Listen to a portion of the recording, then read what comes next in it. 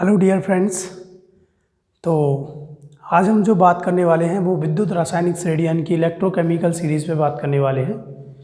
Electrochemical series को थोड़ा learn करने में बच्चों को बहुत दिक्कत आती है और ये इलेक्ट्रोकेमिकल सीरीज़ जो है class 10th 11th and 12th तीनों में ही बहुत इम्पोर्टेंट है। हाई क्लास में भी बहुत आती है। तो आप लोग ज़रा ध्यान से समझना, क्या ध्यान से देखना कैसे याद करते हैं, तरीका क्या है। तो हम इलेक्ट्रोकेमिकल सीरीज़ को बात कर रहे हैं। इलेक्ट्रोकेमिकल सीरीज़, और इसको हम एक्टिविटी सीरीज़ भी बोलते हैं। एक्टिविटी सीरीज़ भी बोलते हैं, ठीक है। हिंदी में बोलते हैं इसको विद्युत रासायनिक श्रेणी। विद्युत रासायनिक श्रेणी। तो विद्युत रासायनिक श्रेणी क्या होती है, जिसमें हम एलिमेंट्स की रिएक्टिविटी को पता करते हैं कि कौन रिएक्टिव है, कौन मोस्ट रिएक्टिव है, कौन लेस रिएक्टिव है। ये हम 10th में पढ़ा करते थे। 10th में जब देखें तो आप उसमें देखेंगे कि वहाँ पे पूछता है कि भाई कौन डिस्प्लेसमेंट करता है, यानी कि आप जब डिस्प्लेसमेंट रिएक्शन कर रहे हैं, ये 10th के लिए बोल रहा हूँ कि 10th में क्या हमने पढ़ा है कि डिस्प्लेसमेंट रिएक्शन क्या चीज़ है, कि जिसमें भाई कौन किसको एटम कौन सा मेटल जो है कौन से मेटल को डिस्प्लेस कर सकता है सॉल्ट सॉल्यूशन से। फिर जब हम थोड़ा 12th में 11th में आते हैं तो वहाँ इलेक्ट्रोकेमिकल सीरीज़ को थोड़ा अलग ढंग से पढ़ते हैं।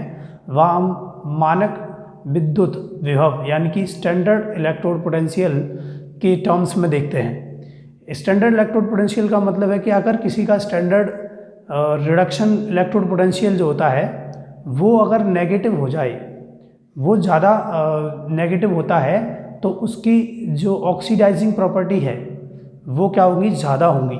और जिनका पॉजिटिव होगा उनकी रिड्यूसिंग प्रॉपर्टी ज़्यादा होंगी, यानी कि वो इलेक्ट्रॉन को एक्सेप्ट करने की पावर ज़्यादा रखते होंगे। तो हम वही चीज़ अब देख रहे हैं। तो याद करने का तरीका है मेरे पास। सबसे पहले क्या आता है, लिथियम आता है, ठीक है। फिर आता है सोडियम। तो सिंपल है, लेके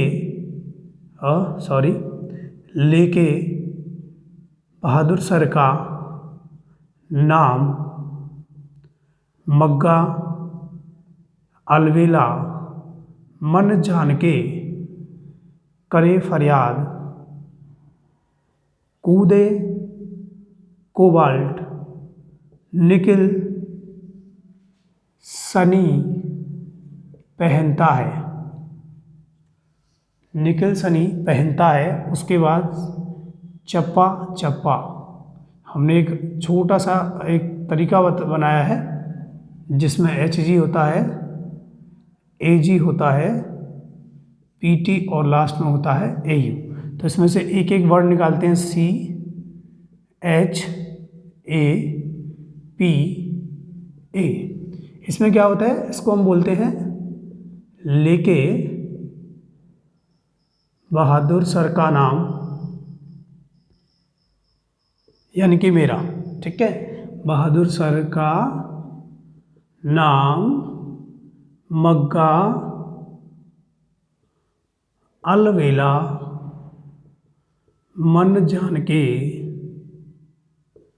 करे फरियाद, कूदे कोबाल्ट निकिल सनी पहनता है, ठीक है। तो इस तरह से हम इसको याद कर सकते हैं। जरा आप स्क्रीनशॉट लेंगे।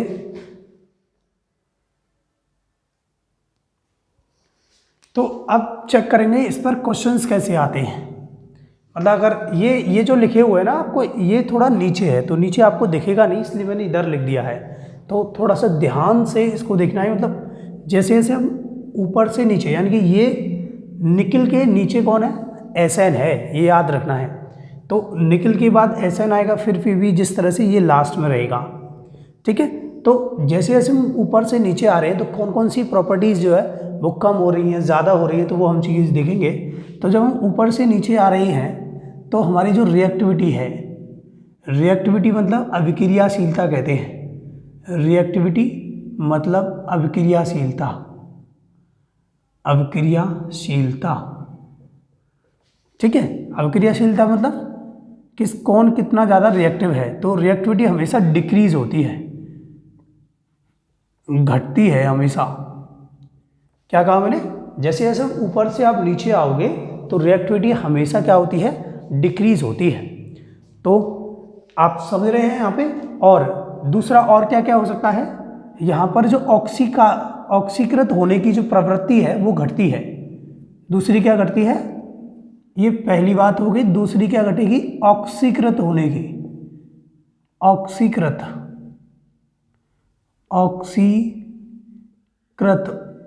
यानी कि ऑक्सीडाइज्ड या ऑक्सीडाइज होने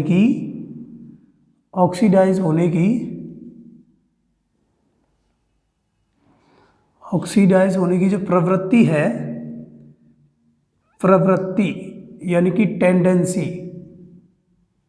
डिक्रीज होती है, यानी कि घटती है। ठीक है, तो ऑक्सीडाइजिंग जो टेंडेंसी है वो डिक्रीज होगी जब हम ऊपर से नीचे जाएंगे। ठीक, ये दूसरा हम कह सकते हैं इलेक्ट्रॉन को एक्सेप्ट करने की जो टेंडेंसी है, इलेक्ट्रॉन एक्सेप्टिंग टेंडेंसी वो भी डिक्रीज होगी, यानी कि इलेक्ट्रॉन ग्रहण करने की प्रवृत्ति, ठीक है, घटती है। ये बात आप ध्यान रखेंगे इस पर।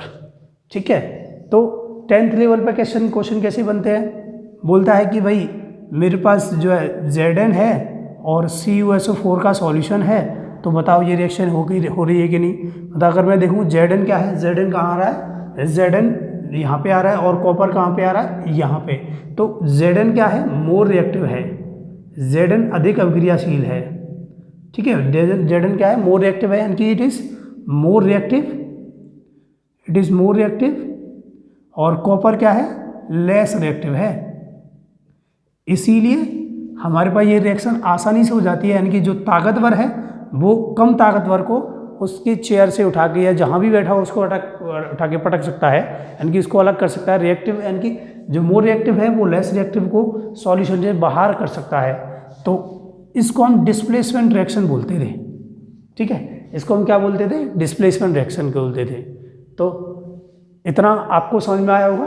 फिलहाल और आगे बात करेंगे नेक्स्ट वीडियो में। फिलहाल इतना ही, ताकि आप पूरा देख सकें, क्योंकि आप बोर ना हो, इसीलिए। Thank you. सब्सक्राइब करें।